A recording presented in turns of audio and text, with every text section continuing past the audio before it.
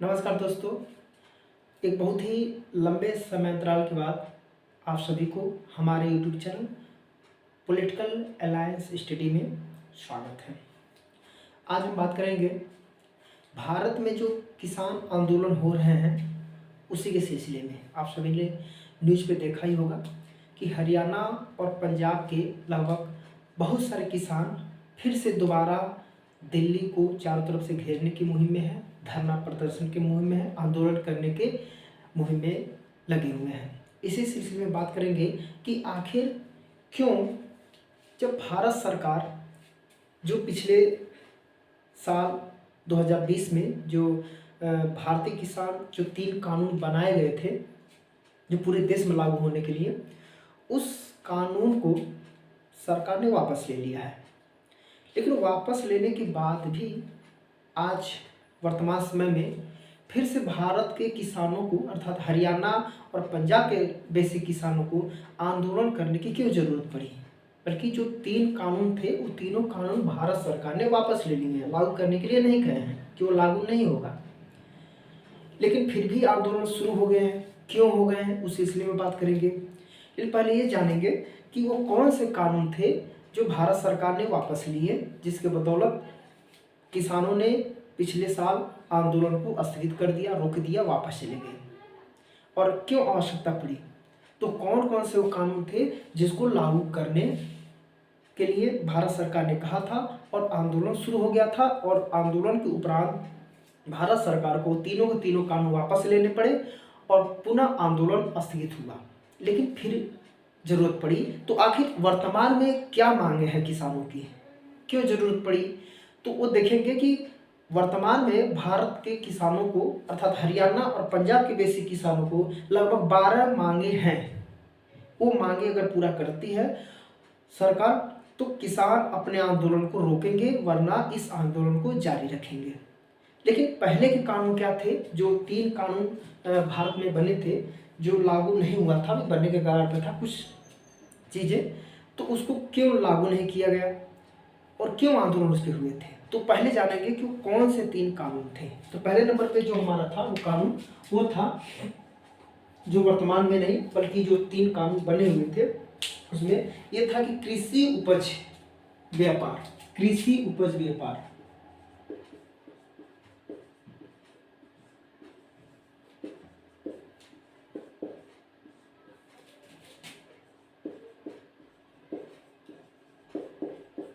सरलीकरण अधिनियम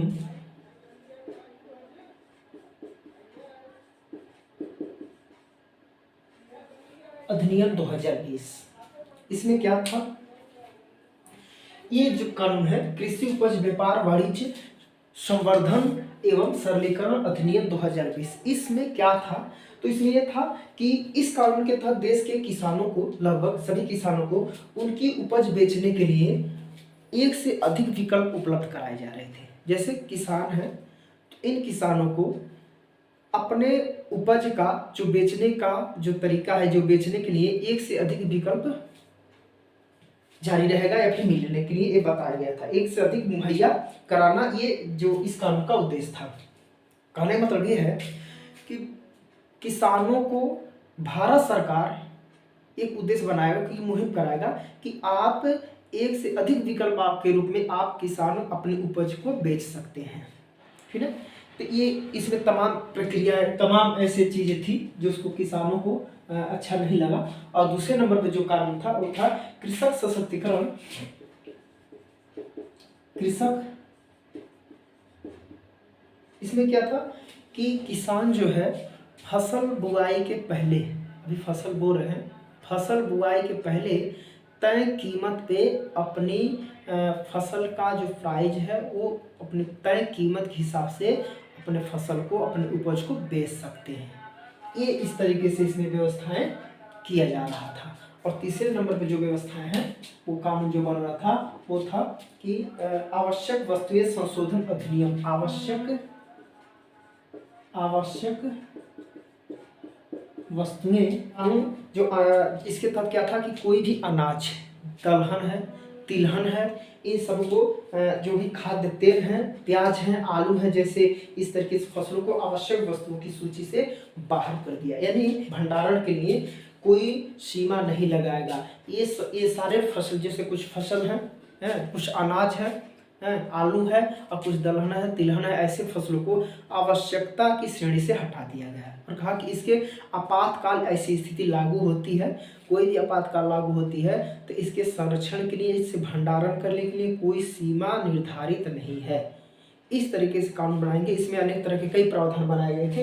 इस तरीके से ये 3 कानून थे और ये तीनों के तीनों कानून वर्तमान में क्या है, भारत सरकार ने कहा कि हम लागू नहीं करेंगे और यही तीनों कानून लागू हो रहा था, जिसके बदौलत पिछले साल लगभग साल 1.5 साल तक लगभग लगातार किसान आंदोलन कर रहे थे दिल्ली में और एक भारत सरकार को इस तीनों कानून को वापस लेना पड़ा और तब से आंदोलन स्थगित हुआ। लेकिन वर्तमान समय में फिर से आंदोलन शुरू हो गया है। वर्तमान में अब क्या मांगे हो रही है किसानों की, तो वर्तमान में लगभग 12 मांगे हैं, जिसको हम लोग बारी बारी से देखेंगे कि वो 12 मांगे क्या है। वर्तमान में जो भारत में आंदोलन शुरू में है किसानों का, इन किसानों को, जिसमें इस किसानों में सबसे ज़्यादा हरियाणा और पंजाब के सबसे अधिक किसान इसमें हैं, तो इन किसानों की मांग क्या है, इसको हम लोग बारी बारी से देखेंगे।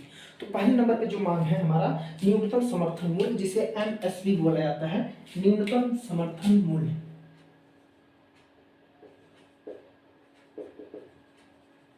मिनिमम,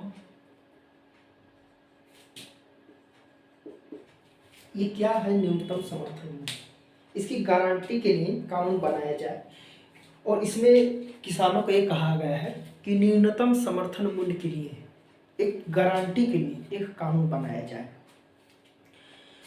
और अभी लगभग हमारे देश में लगभग 22 ऐसे फसल हैं। देखिए इसमें क्या है कि न्यूनतम समर्थन मूल्य, ये जो मिनिमम सपोर्ट प्राइस है, ये सभी फसलों पे नहीं लागू है। वर्तमान में भी है हल्का फुल्का, लेकिन वर्तमान में क्या है कि यह अभी तक लगभग 22 ऐसे फसल हैं, 22 उपज ऐसे हैं जिन पे मिनिमम समर्थन मूल्य लागू होता है। और किसानों का ये कहना है कि मिनिमम समर्थन मूल्य, ये जो है न्यूनतम समर्थन मूल्य, मिनिमम सपोर्ट प्राइस, ये सभी फसलों पे लागू हो। इस तरीके से भारत का मांग, अर्थात एमएसपी जो है सभी फसलों पर लागू करने के लिए मांग है। और अभी तक जो सबसे ज्यादा, ये वर्तमान में 22 फसलों पे लागू हो और अभी तक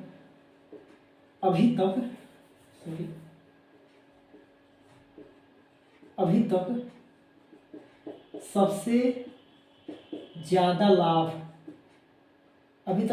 ज्यादा लाभ किसको मिला है, एमएसपी का, जो एमएसपी है जिसको हम बोलते हैं एमएसपी का लाभ सबसे ज्यादा किसको मिला है। तो अभी तक लगभग कहा जाता है कि 43.33 लाख, कहा जाता है कि 43.33 लाख किसानों को इसका लाभ मिला है। इसका क्या मिला है, ये लाभ मिला है। लगभग 43.33 लाख किसानों को इसको लाभ मिला है। और सबसे अधिक कहाँ मिला है, ठीक है, तो लगभग 10 लाख किसान इतने लगभग मिला है और हरियाणा से है। और इसमें दोनों मिलाकर के लगभग 42% किसानों को लाभ मिलता है एमएसपी का। जो एमएसपी वर्तमान लागू है, ये इन लोगों का मांग है कि सभी फसलों पे लागू हो। और वर्तमान में अभी तक सबसे ज्यादा लाभ जो मिला है किसानों को मिला है, कितने किसानों को, लगभग 43.33 लाख किसानों को एमएसपी का लाभ मिला है। और वर्तमान में जो लगभग 10 लाख पंजाब के किसान हैं और 7.8 लाख हरियाणा के किसान हैं जिनको एमएसपी का लाभ मिलता है, ठीक है।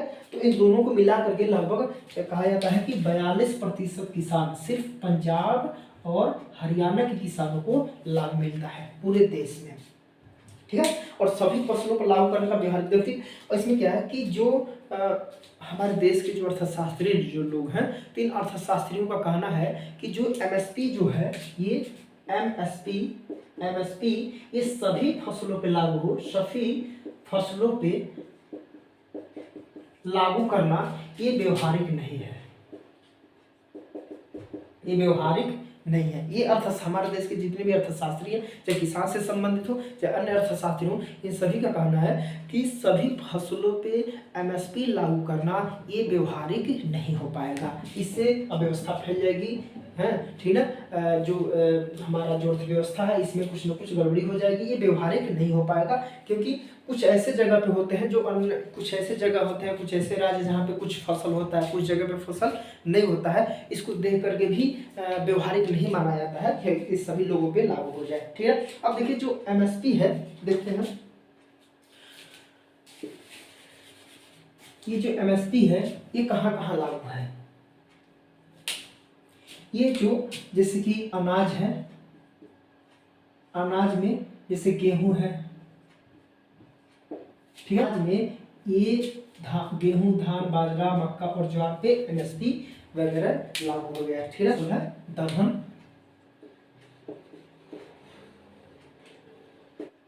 उड़द है, इन पे ये जो एमएसपी लागू है वर्तमान में, ठीक है। तिलहन में सोयाबीन है, सरसों है, तिलहन में नकदी फसल में गन्ना है, कपास है, इन सभी पे और अन्य में एक जैसे कि अन्य में आ जाएगा नारियल है। देखिए इतने फसल हैं, जैसे अनाज में है गेहूं, धान, बाजरा, मक्का, ज्वार है, दलहन में है चना, अरहर, मूंग, उड़द है, तिलहन में सोयाबीन है, सरसों है, सूरजमुखी है, जो नकदी फसल है गन्ना है, कपास है और एक नारियल है। इन सभी के ऊपर वर्तमान में एमएसपी अर्थात मिनिमम सपोर्ट प्राइस लागू है कानून। इसके तहत इसका मूल्य जो है एक फिक्स प्राइस है। जैसे इसको जैसे एमआरपी होता है उसी तरीके से इसको भी न्यूनतम समर्थन मूल्य, उसके नीचे आप नहीं बेच सकते हैं, ठीक है। तो इन सब चीज़ों पे लागू होता है। इसमें क्या होता है कि अगर किसानों को कोई हानि हो गया, कि जैसे इन फसलों पे लागू है, तो इसमें अगर किसानों को कोई हानि होता है तो उसमें जो होता है 50% सरकार क्या करती है, सब्सिडी देती है, सरकार की तरफ से रिटर्न है। लेकिन वर्तमान में ये तो नियम है, लेकिन ये लागू ये होता नहीं है, ये होता नहीं है। 50% जो रिटर्न मिलता है ये किसानों को नहीं मिलता है, ठीक है। इसलिए किसानों की मांग है कि न्यूनतम समर्थन मूल्य सभी फसलों पे लागू हो और इसका सही तरीके से लागू हो, ताकि ये सबको किसानों को लाभ मिलता है। ये इस तरीके से व्यवस्था कब किया गया? ये बहुत पहले स्वामीनाथन आयोग थे, स्वामीनाथन आयोग के तहत ये नियम बना था एमएसपी कि सभी फसलों पे जो ये कुछ 50% रिटर्न होगा, ठीक है। लेकिन ऐसा होता नहीं है, स्वामीनाथन आयोग के समय बनाया गया था लेकिन ये लागू नहीं हो पाया, ठीक है। ये था हमारे भाई किसान जो है इनका जो पहला मांग है, ये है पहले मांग ये है कि मिनिमम सपोर्ट प्राइस लागू हो। किस पे? सभी विषयों पे, सभी फसलों पे लागू हो। वर्तमान में कितने फसल पे लागू है? तो मात्र 22 फसल पे लागू है और किसानों का कहना है कि 22 के अलावा सभी फसलों पे, ये सभी फसलों पे लागू, ठीक है। तो देखते हैं दूसरे नंबर पे हमारा जो एमएसपी, दूसरे नंबर पे जो किसानों का जो मांग है उसको देखते हैं। मतलब जो है वो है देश भर में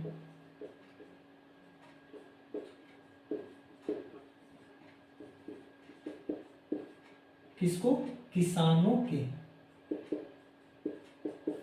के देश भर में जितने भी देश भर में किसान कर्ज लिए हैं सारे किसानों को पूरा का पूरा कर्जा माफी, ठीक है। इस तरीके की मांग है। राज्य में कितने मतलब वो किस राज्य में कितने लोगों ने, कितने किसानों ने, कितने प्रतिशत किसान ने कर्जा लिया है, इसको हम बारी बारी से देखते हैं, ठीक है। चलिए पहले नंबर पे है जैसे पंजाब, देश भर में पूर्ण कर्जा माफी। तो किस राज्य में कितने प्रतिशत कर्जदार हुए हैं, कितने प्रतिशत किसान कर्जे में हैं? देखिए पंजाब में 54.4% किसान कर्ज लिए हैं, हरियाणा में 47.5%, राजस्थान में 60%, हिमाचल प्रदेश में 29%, बिहार में 39.7%, देखिए उत्तर प्रदेश में 41.9% किसान कर्ज में है, उड़ीसा में 61%, आंध्र प्रदेश में 93%, तेलंगाना में 91। देखिए यहाँ पे आंध्र प्रदेश और तेलंगाना में सबसे ज्यादा किसान क्या है? कर्ज में है। और सबसे अधिक कम देखिए यहाँ पे कम ही नहीं है, लगभग 54%, हरियाणा में 47%। फिर भी ये नहीं बल्कि ये किसान क्या है, इसकी मांग ज़्यादा कर रहे हैं। और औसतन जो है पूरे भारत में औसतन किसान कर्जा लिए हैं लगभग 50.2%। ठीक है, तो ये है किसान इतने कर्जे में है जिसकी वजह से इन किसानों का मांग है कि भारत में जो है वो देश भर में पूर्ण कर्जा माफी हो। किसको? किसानों को। ये दूसरी मांग है। तीसरी मांग क्या है? देखिए, भूमि अधिग्रहण कानून। जैसे देश भर में पूर्ण कर्जा माफी के बाद किन किन राज्यों में पूर्णतः कर्जा माफी, और किन किन राज्यों में कितने कर्जा लिए थे, लेकिन किसानों का यह मानना था कि सारे कर्जों को पूर्ण रूप से माफी हो। तीसरे नंबर पर जो हमारा कानून था, देखिए भूमि अधिग्रहण कानून 2013 फिर से लागू। जो भूमि अधिग्रहण जो कानून था 2013 में लागू हुआ था, उसे फिर से लागू हो, वो उसे रद्द कर दिया गया था। इसमें क्या है कि बिना लिखित अनुमति से किसी भी व्यक्ति के बिना लिखित अनुमति से किसी भी भूमि को अधिग्रहण न किया जाए, और करने के बाद भी लगभग 4 गुना मुआवजा भी मिला है। ठीक है, तो ये था मिनिमम सपोर्ट प्राइस, न्यूनतम समर्थन मूल्य लागू हो, देश भर में पूर्ण कर्जा माफी हो। किसको? किसानों को। भूमि अधिग्रहण कानून 2013 फिर से लागू हो, जिसमें लिखित अनुमति के बिना किसी का जमीन या फिर किसी की भूमि को अधिग्रहण न किया गया हो, या फिर 4 गुना इसमें मुआवजा मिले। फिर जो लखीमपुर खीरी के जो भी किसानों की हत्या हुई थी, उनके हत्यारों को सख्त से सजा मिला। ये चौथा मांग है किसानों का। क्लियर है? फिर यहाँ पे जो WTO वर्ल्ड ट्रेड ऑर्गेनाइजेशन, तो जो वर्ल्ड ट्रेड ऑर्गेनाइजेशन के साथ जो किसान विरोधी समझौते हुए हैं, इसको क्या किया जाए? रद्द किया जाए। ये हमारा किसानों को पांचवें नंबर पे मांग है। छठे नंबर पे है कि किसानों को हर महीने 10,000 पेंशन स्कीम लागू हो। हर महीने क्या हो? पेंशन स्कीम लागू हो। किसको? किसानों को। ये 10,000 पेंशन, 10,000 हर महीने जिसको मिलता हो। ये छठे रूप से मांग है। किसान आंदोलन में जो 2020-21 में जो मृतक हैं, जितने मृतक हैं, उनके परिवारों को मुआवजा मिले और प्लस 1 लोगों को नौकरी मिले। इनका ये हमारा 7वें नंबर पर किसानों को मांग है कि जो भी किसान आंदोलन हुए थे जो 2020-21 में, उसमें जितने भी किसान मृत्यु प्राप्त हुए हैं, उनके परिवारों को मुआवजा मिले और 1 को सरकारी नौकरी मिले। क्लियर है? और 8वें रूप से मांग है जो बिजली संशोधन विधेयक जो 2020 आया है, जो बिजली संशोधन विधेयक जो 2020 है, इसको क्या हो? रद्द हो। ठीक है, फिर मनरेगा के तहत जो 200 दिन का रोजगार गारंटी मिले और दैनिक मजदूरी कितना हो? 700 रुपया प्रतिदिन। 700 रुपया क्या हो? प्रतिदिन दैनिक मजदूरी करे और 200 दिन का रोजगार मजदूरी 700 रुपये प्रतिदिन कर दिया जाए। देखिए, फिर जो 7वें ये है 8वें नंबर 9वें नंबर पे जो है 10वें नंबर पे जो है नकली बीज, उर्वरक और कीटनाशक बनाने वाली कंपनियों पर सख्त से कार्रवाई हो। फिर है कि हल्दी, मिर्च जैसे मसालों के लिए एक राष्ट्रीय आयोग का गठन हो। एक राष्ट्रीय आयोग का गठन हो, ये किसानों का मांग है। देखिए, जल, जंगल, जमीन पर मूल निवासी जो आदिवासी हैं, उनके अधिकार सुरक्षित हो। जो आदिवासी लोग हैं, जमीन में हैं, जंगल में जो रह रहे हैं, निवास कर रहे हैं, जल में कुछ लोग रह रहे हैं, तो जल में भी घर बना करके रहते हैं लोग, तो ऐसे लोगों के जमीन पर मूल निवासी जो पहले से हैं, उनके आदिवासी तरीके से उनके क्या हो? अधिकारों को सुरक्षित हो। ये हमारा जो किसान लोगों का 12 मांगे हैं, और ये 12 मांग जब तक पूर्ण नहीं होगा तब तक किसान अपने आंदोलन करते रहेंगे। ठीक है, तो ये चीज़ है। हम लोगों ने देखा कि जो पिछले साल किसान आंदोलन कर रहे थे, वो 3 कानून पे आंदोलन चल रहा था, वो तीनों कानून सरकार ने रद्द किया। फिर किसान भाइयों का लोग का इस समय मामला है कि ये 12 ऐसे मांग हैं, इन मांगों को जब तक सरकार पूरा नहीं करती है तब तक हम लोगों को आंदोलन जारी रहेगा। ठीक है, तो देखते हैं कब तक ये आंदोलन होता है। इन सभी मांगों को सरकार मानती है कि नहीं मानती, ये तो बात का विषय है, ये आगे का विषय है। हमारे जो वर्तमान में सरकार है, इसको सपोर्ट करेंगे कि नहीं करेंगे, एक बात का मामला है। लेकिन ये सब मामले हैं, ये सब मांग है किसान भाइयों को, इनको जानना जरूरी होता है। ठीक है, तो आज के लिए इतना ही, मिलते हैं नेक्स्ट वीडियो में।